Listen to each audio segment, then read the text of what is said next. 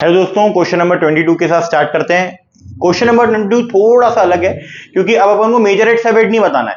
अब अपन को क्या करना है, अब अपन को यहाँ पे बैलेंस शीट बना के बतानी है। तो बैलेंस शीट बताने के लिए अपन को मेजर हेड सब हेड थोड़े से क्लियर होने चाहिए और इतने टाइम से अपन क्वेश्चन कर रहे हैं तो आई होप आपको अभी तक क्लियर होंगे।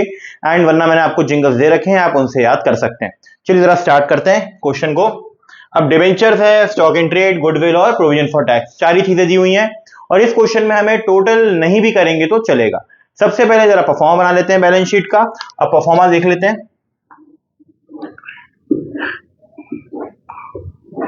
देखिए ये करंट ईयर का अमाउंट होता है या प्रीवियस ईयर के अमाउंट के लिए, लेकिन अभी हमें इसकी जरूरत नहीं क्योंकि हमें सिंगल अमाउंट नहीं है, तो इसको भी अपन हटा सकते हैं।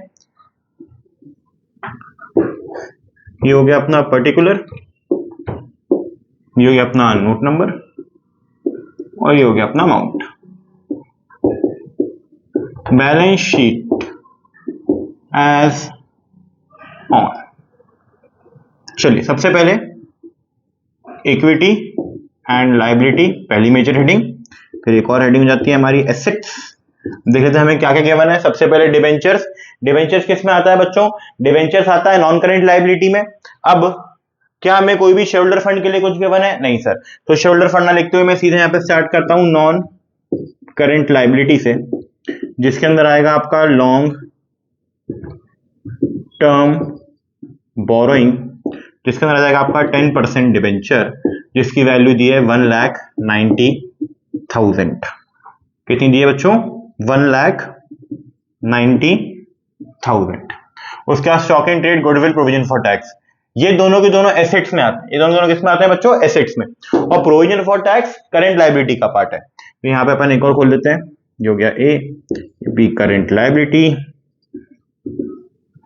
इसमें आ गया अपना शॉर्ट टर्म प्रोविजन, यहाँ आ गया प्रोविजन फॉर टैक्स, जो कितना है 6,000। टोटल करना नहीं है इसलिए भी टोटल अपने लिखा नहीं है। सेकंड है हमारा एसेट। एसेट में देखिए ये हो जाएगा हमारा नॉन करंट एसेट, इसमें आ गया हमारा प्रॉपर्टी प्लांट एंड इक्विपमेंट, इसके अंडर आएगा हमारा गुडविल। और गुडविल किसका पार्ट होगा बच्चों? नॉन करंट एसेट का 20,000 के साथ। एंड लास्ट हो गया हमारा डी करंट एसेट, जिसमें आ गया हमारा इन्वेंट्री, जैसे इसको स्टॉक भी कह सकते हैं। इन्वेंट्री कितना हमारा 40,000। और यहां पे आपका ये क्वेश्चन एंड होता है। आई होप आपको ये समझ में आया होगा। Thank you for watching.